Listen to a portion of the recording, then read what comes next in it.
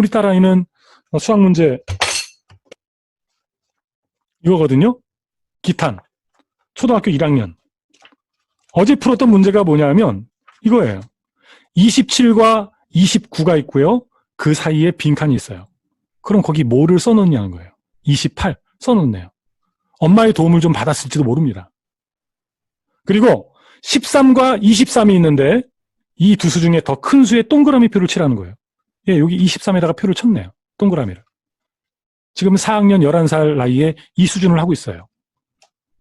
학교에 만약에 이 기준대로라고 한다면은 지금 열등생 아니겠습니까? 안녕하세요. 장대현 독서대학의 장대현 목사입니다. 오늘은 2020년 5월 5일 어린이날입니다. 어린이날을 맞아서 어린이에 대해서 한번 이야기해 보도록 하겠습니다. 폭넓게 자녀에 대해서라고 이야기해도 괜찮겠죠. 특별히 취약 연령, 미취약 연령에 속하는 어린아이들에 대해서 한번 생각해 보았으면 좋겠습니다. 자녀를 사랑하지 않는 부모는 없습니다. 문제가 되는 것은 부모의 자녀를 향한 사랑이 부모 중심적으로 때로는 왜곡되었을 때는 그 사랑은 아이들을 향한 집착이 되고 아이들의 행복을 위해 베푼 사랑이 아이들의 삶에 불행을 안겨줄 수 있는 씨앗이 될 수 있다고 하는 측면입니다. 특별히 부모의 사랑이라고 하는 것이 그들의 공부와 관련 지어질 때가 많이 있습니다. 최고의 환경을 제공하죠. 좋은 교사, 그리고 좋은 시스템 속에서의 배움을 부모는 자녀들에게 주려고 합니다.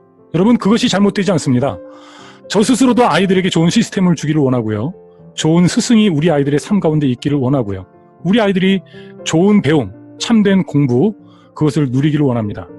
그렇지만 문제는 그 기준이라 다르다는 것이죠. 참된 교육, 좋은 교육, 훌륭한 교육. 여러분은 그것에 대해 무엇을 기준으로 정의를 내리고 계십니까? 저의 기준이 무조건 옳다고 이야기할 수만은 없겠지만 인간에 대해서 고민하면서 참된 배움, 인생의 행복과 연관지어 가면서 오늘 수많은 사람들의 그 선택지 그리고 그들의 실제적인 삶의 선택이 아이들을 행복하게 하기보다는 세상이 만들어놓은 필드 속에 그저 익숙한 형태의 삶을 살아가도록 이끌지 않나 생각을 해봅니다. 저희 둘째 딸은 지금 2010년 12월생입니다. 우리나라 나이로는 만 9세를 지났고요. 우리나라 나이로 현재 4학년 나이 11살이죠. 근데 실제로는 만 9살입니다. 만 9살, 그렇지만 학년으로는 4학년인 학생들. 요즘 아이들은 어느 정도의 진도를 나갔을까요? 더 진도를 나간 아이들은요, 중학생 1, 2학년까지 진도를 나간 아이들도 주변에서 어렵지 않게 찾아볼 수가 있습니다. 코로나로 인해서 학교에 원활한 수업이 진행되고 있지는 않지만 우리 아이들은 일상적인 학교 생활을 할 때 일반 학기 중에는요, 방과 후에 도서관을 오거나 방과 후에 친구들과 노는 시간을 빼는 거 그렇게 여유롭지만은 않습니다. 학원을 다녀야 되고요. 보충을 해야 되고요. 피아노, 예술과 관계된, 예능과 관계된 그런 학원뿐만이 아니라 학업과 관계된, 영어와 수학과 관계된 학원 스케줄로만으로도 빈 시간이 없습니다. 저녁을 먹고 나서도 학원을 가는 아이들 어렵지 않게 볼 수가 있습니다. 제 자녀 교육에 있어서의 제 원칙은 이랬습니다. 십진분류 독서법 안에 있는 그 동기와 태도, 내용과 방법과 기술과 앵커라고 하는 그 개념은 저의 삶의 어떠한 그 알고리즘이라고 할 수도 있겠고요. 자녀 교육에도 알고리즘이라고 할 수 있습니다. 거기서 제가 놓지 않고 포기하지 않는 것은 뭐냐면 우리 아이들이 배움의 그 즐거움, 공부하지 않는 그 자유를 누리지 않게 하는 것입니다. 그러면 그렇다고 해서 제가 우리 아이들에게 공부를 강요하거나 우리 아이들의 절대의 그 시간을 영어와 수학을 공부하는 데 쏟느냐? 절대 그렇지 않습니다. 제가 이야기하는 공부해도 되지 않는 자유, 거기 익숙하지 않도록 한다는 것은 그들이 생각하지 않고 행동하는 데 익숙하도록 만드는 바로 그 일상입니다. 지금 우리 둘째 사랑이는 초등학교 1학년 수학을 2020년 5월 4일 어제 처음으로 공부다운 공부를 시작했습니다.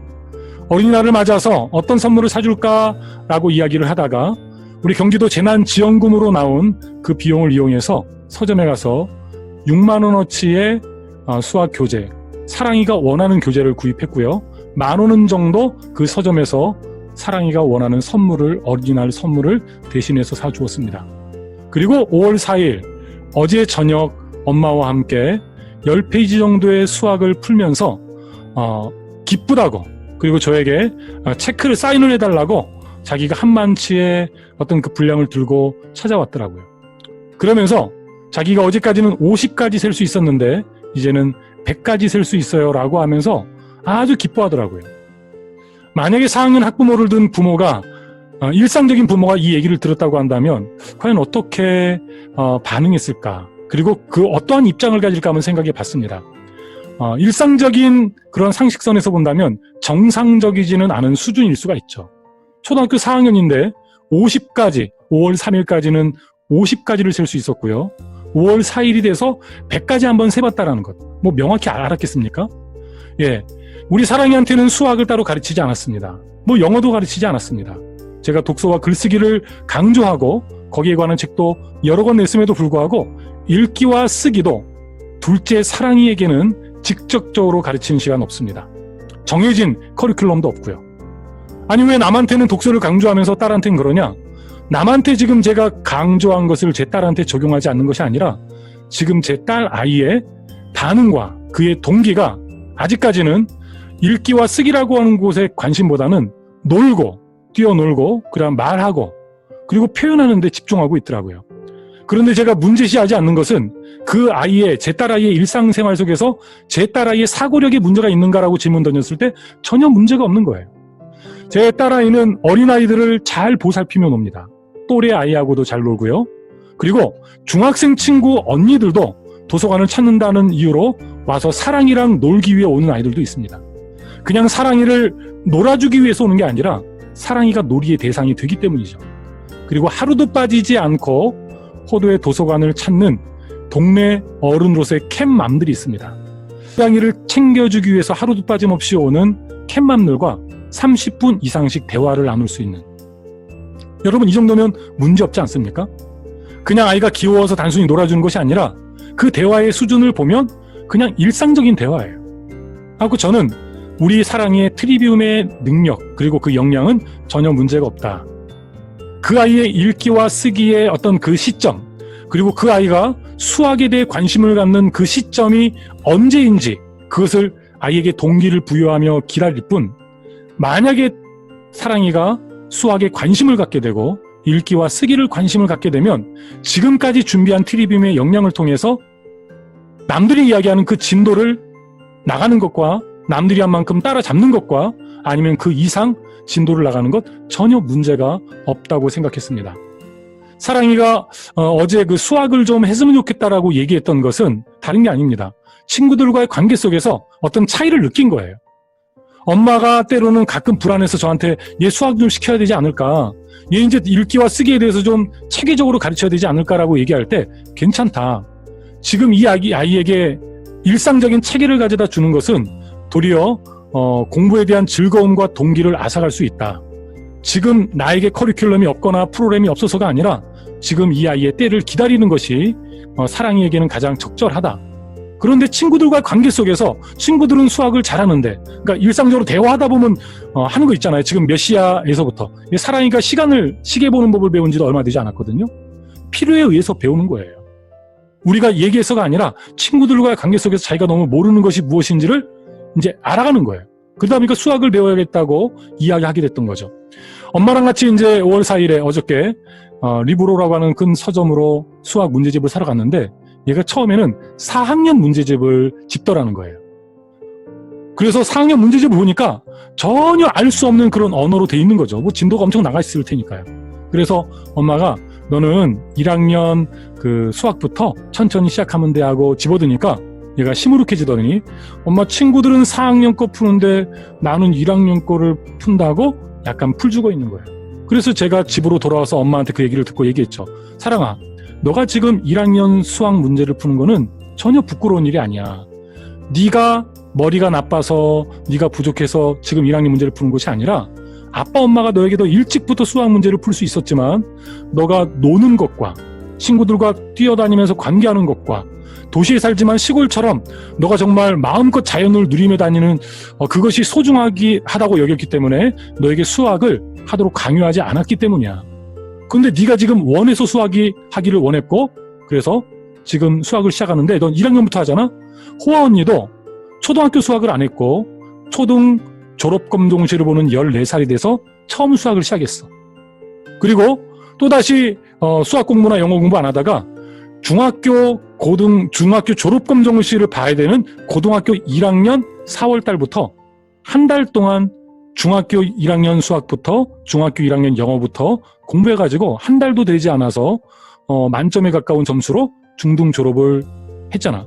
그리고 지금 호아 언니는 영어를 전혀 하지 않은 상태에서 고등학교 1학년 말 그리고 2학년이 돼서야 처음으로 영어 수업을 받았고 배운 지 3개월도 되지 않았지만 영어로 본인이 원하는 본인의 생각을 A4 한두 장, 두세 장 충분히 표현할 수 있을 정도로 지금 언니도 영어 실력이 빠르게 잘하고 있잖아. 마찬가지야. 지금 너가 학교를 다니지 않기 때문에 굳이 학교에서 하는 수학을 할 필요는 없어. 하면서 뭐 이렇게 좀 얘기를 하니까 또 금방 웃으면서 자신이 또 푼 그 수학 문제집을 자랑하고 내가 이만큼 해냈다라고 하는 그 성취감을 갖고 즐거워하더라고요. 지금은 5월 5일 지금 오전 12시 22분 점심시간입니다. 오전에도 엄마와 함께 수학 문제집을 한 10페이지 정도를 풀고 저한테 사인을 해달라고 가져왔더라고요. 수학 문제는 엄마가 함께 옆에서 도와주고 그리고 검사는 저한테 받는 거예요. 너무 즐겁게 어제 저녁에 수학 문제 풀고 오늘 풀고 만약에 사랑이가 그거 풀다가 좀 지루해하잖아요? 그럼 저는 검사하지 않을 겁니다. 왜냐하면 전혀 문제가 되지 않기 때문에 그래요. 사랑이에게 진짜 공부의 즐거움을 선물해주고 싶습니다. 어린이날이잖아요. 이 어린이날 하루 우리 아이들에게 선물을 주고 어린이날 하루 아이들에게 무언가를 들어주기보다는 일상생활 속에서 과연 어린이다운 것이 무엇일까라고 하는 것을 생각해봅니다. 저는 어린이다움, 유치, 어릴류, 어릴치 아이들을 유치하게 키우고 싶진 않습니다. 놀아도요 제대로 정말 아침에 일어나서부터 저녁 먹고도 동네에서 그 부모와 저희도 알고 있고 그런 관계 속에서 좀 신원이 분명한 아이들 있잖아요. 그럼 저녁 먹고 교회 도서관 마당으로 놀러 온 거예요.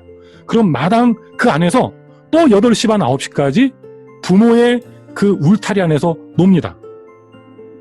도시에서 솔직히 말하면 꿈꾸기 어려운 삶이고요. 그리고 일상적으로 학교의 어떤 그 과목과 어떤 스케줄 진도에 너무 이렇게 집착하는 그런 가정의 자녀들이라고 한다면 꿈꿀 수 없는 거지만 우리 부모, 우리 사랑의 부모인 저와 아내는 그 부분에 대해서는 허용적입니다. 우리 아이가 공부 안 하는 것을 그냥 참아주는 것이 아니라 진짜 공부를 할 수 있도록 하기 위한 지금 준비예요. 마냥 놀리는 것이 대안이라고만 생각지 않습니다. 그런데 저희 사랑의 케이스에 있어서는 지금 우리에게는 이것이 최선이라고 여기는 겁니다. 진도요? 초등학교, 중학교, 고등학교 12년 정도의 커리큘럼은요. 만약에 동기가 부여된 상태로 인지 능력이 부족하지 않고 트리비움의 역량이 어느 정도 준비됐다고 생각했을 때 고등학교 1학년 6개월 정도면요. 초중고의 12년 영어, 수학, 과학의 커리큘럼은 충분히 커버할 수 있습니다. 이것은 굳이 제 딸아이들의 이야기 케이스만이 아니라 대안학교를 통해서 가르쳤던 수많은 아이들에게서 나타났던 결론이에요. 여기에 대해서는 자신감이 있기 때문에 불안하지 않는 거예요. 그럼 지금 가만히 있습니까? 아니죠. 사랑이보단 일찍 읽기와 쓰기에 관심을 보였던 호아는 정말 어린 1학년 때부터 읽기와 쓰기에 전념했습니다. 집중했습니다. 그것은 단순히 읽기와 쓰기가 아니라 그것을 통해 얻을 수 있는 인간의 역량을 세워가고 그리고 생각하는 능력을 세워가는 데 포커스를 맞췄습니다. 생각하는 능력이 자랐는데 그가 속한 공동체가 기독교 공동체예요. 성경적인 사고방식, 성경적인 세계관에 대해서 무엇보다 중요하게 여기는 부모가 있어요. 그럼 일상적인 대화 속에서 그의 목적적인 지식으로서의 세계관, 가치관, 신앙관을 세워가는 부분, 그것은 주일날 가서 훌륭한 어느 목사님의 설교를 매주 듣고 가르침을 받는 것 이상의 효과가 있다는 것을 저는 잘 알고 있습니다. 여러분들 어린이날입니다. 우리 자녀들을 진짜 사랑해야 되지 않겠습니까? 우리의 사랑이 표현되는데 그것이 진정 우리 아이의 참된 행복으로 열매 맺어야 되지 않겠습니까? 저는 영어와 수학을 하지 말고 무조건 놀리자라는 것이 아니라 우리 아이에 맞게 하자라는 거예요. 우리 아이의 과정의 진보를 봐가면서 그 아이의 마음의 상태, 태도와 동기를 보아가면서 우리 아이에게 적절한 처신을 내리자라는 거예요. 지금 첫째 18살인 호아에게 걸맞는 그 처신을 내리기 위해 정말 기도와 간구, 그리고 읽기와 쓰기, 저 스스로도 항상 생각하고 고민하면서 결정을 내리고, 이제는 점점 저희 첫째 딸에 대한 의결권은 첫째 딸에게 넘겨주고 있는 것이죠. 왜요? 스스로 자신의 인생에 대해서 예전보다 더 생각할 수 있는 역량이 준비됐고 그러한 태도가 마련됐기 때문이죠. 어린이날을 맞이해서 우리 둘째 사랑이가, 우리나라 나이로 11살인 사랑이가 하루 전인 5월 4일 어제서야 초등학교 1학년 수학을 시작한 그 사건, 뭐 우리 사랑이에게 있어서는 사건이거든요. 그 사건을 보면서 여러분들에게 불안해하지 않으셨으면 하는 마음으로, 그리고 우리 아이들이 진정 행복했으면 하는 마음으로 마음을 전해봅니다. 지금 우리 딸아이는 수학 문제 이거거든요. 기탄, 초등학교 1학년. 어제 풀었던 문제가 뭐냐면 이거예요. 27과 29가 있고요. 그 사이에 빈칸이 있어요. 그럼 거기 뭐를 써놓냐는 거예요. 28 써놓네요. 엄마의 도움을 좀 받았을지도 모릅니다. 그리고 13과 23이 있는데 이 두 수 중에 더 큰 수에 동그라미 표를 치라는 거예요. 예, 여기 23에다가 표를 쳤네요. 동그라미를. 지금 4학년 11살 나이에 이 수준을 하고 있어요.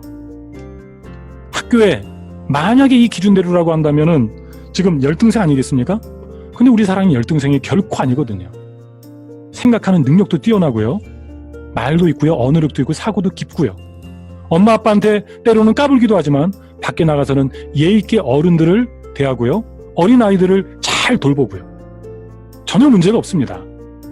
중간중간 당연히 아이기 때문에 자라는 과정에서 나타나는 그 문제들, 그 문제에 대해서 부모가 고민하고 갈등하면서 지켜보고 있기 때문에 때로는 혼을 내기도 하고 타의를 내기도 하고, 때로는 여러 가지 방법을 통해 동기를 부여하면서, 그것은 뭐 인생의 일상 속에서 천천히 그 기준을 세워나가는 부분이어야 되겠죠. 예, 우리 자녀들에게 참된 행복을 유산으로 상속해 주기 위해서 우리 아이들에게 진짜 배움의 즐거움, 공부의 즐거움을 줘야 한다고 생각합니다. 여러분 아이에 맞도록 진도를 어떻게 설정할 것인가, 어떻게 기다려주고, 아니면 어떻게 우리 아이들의 진보를 이끌어주고 옆에서 도와줄 것인가 고민했으면 좋겠습니다. 혹시 준비되지 않은 아이들에게 너무 영어와 수학이라고 하는 세상이 만들어 놓은 그 커리큘럼을 들이밀고 계시지는 않습니까? 이 부분만큼은 우리 부모된 이들이 조심해야 됩니다. 사랑이란 이름으로 준 모든 것이 결코 사랑이 아닙니다. 사랑으로 줬다면 단순히 지금 힘들어도 인내하고 참아라가 아니라 진짜 그것이 사랑의 열매를 맺을 수 있는 것인지, 우리 아이에게 적합한 것인지 고민해야 됩니다. 다음에 또 다른 주제로 이러한 고민들을 나눌 것을 약속드리며 인사드리겠습니다. 감사합니다.